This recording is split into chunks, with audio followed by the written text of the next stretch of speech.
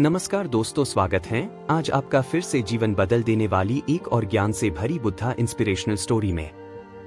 आज की ये कहानी जीवन की तमाम छोटी बड़ी तमाम तरह की समस्याओं से परेशान इंसान को समाधान देगी। दोस्तों, एक दिन बुद्ध एक घर के बाहर भीख मांगने पहुंचे। जैसे ही उसने दरवाजा खटखटाया, किसी महिला ने आकर खोला और बुद्ध को देखकर बोलने लगी, यह क्या? यह भिखारी सुबह कहां से आया? इतना बोलकर तुरंत दरवाजा बंद कर दिया।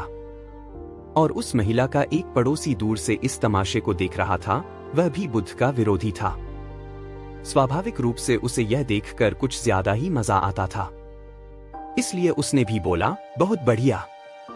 अगले दिन बुद्ध ने फिर उसी दरवाजे पर दस्तक दी।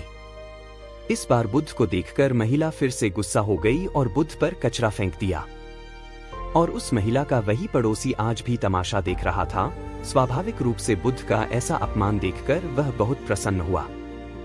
इतना ही नहीं, बुद्ध की हालत देखकर वह जोर जोर से हंसने लगा। तीसरे दिन बुद्ध फिर उसी द्वार के सामने खड़े हो गए, लेकिन आज वह आदमी बुद्ध को फिर से देखकर आश्चर्यचकित रह गया।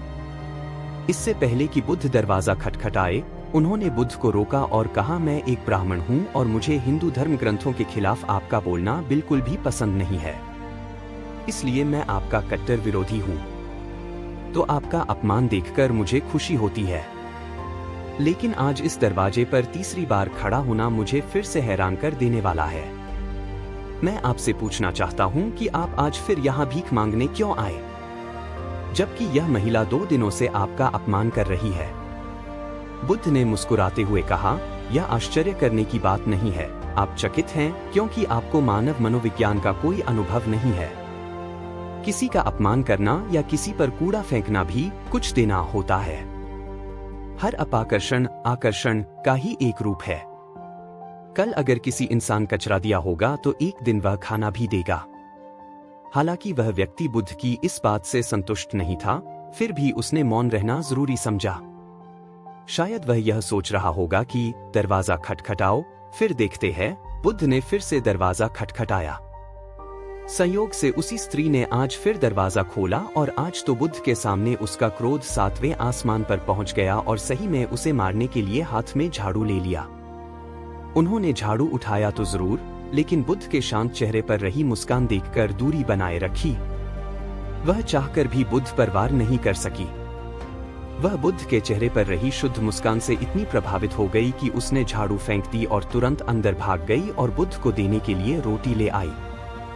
बुद्ध ने उस महिला को ऐसे धन्यवाद दिया कि वह महिला बुद्ध के चरणों में गिर गई और माफी मांगने के साथ रो पड़ी। बुद्ध ने किसी तरह समझाकर उन्हें शांत किया, लेकिन दूसरी ओर तमाशा देख रहे पड़ोसी को यह सब देखकर बुद्ध से लगाव हो गया। वह भी दौड़ता हुआ आया और बुद्ध के चरणों में गिर पड़ा और उनसे दीक्षा की मांग करने लगा। बुद्ध हंसे और बोले, मैंने कभी किसी घर से इतनी बड़ी भीख नहीं मांगी, फिर भी आज भोजन के साथ साथ एक शिष्य भी मिल गया।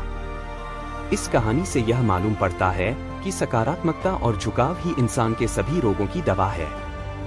जिस वजह से सांसारिक और सन्यासी के प्रति नफरत और प्रेम में जरा सा भी अंतर नहीं है, क्योंकि मन के स्तर पर प्रेम और सांसारिक सन्यासी के बीच नफरत की लेनदेन होने में थोड़ी सी भी देर नहीं लगती। मन तभी शांत और स्थिर रह पाता है जब वह सभी तरह के लेनदेन से ऊपर उठ जाए। इसलिए मिटा दे नफरत के बीज, बस दिल में सिर्फ माफ करने और प्रेम से भरी भावना रखें। आप हमेशा सुखी जीवन बिताएंगे। तो यह थी Gautam Buddha moral stories in Hindi. अगर आपको यह कहानियां अच्छी लगी तो इसे अपने दोस्तों के साथ जरूर शेयर करें और वीडियो को लाइक जरूर करें और चैनल को सब्सक्राइब करें और उन्हें भी गौतम बुद्ध के विचारों से अवगत कराएं और उनके जीवन में परिवर्तन लेकर आए। धन्यवाद।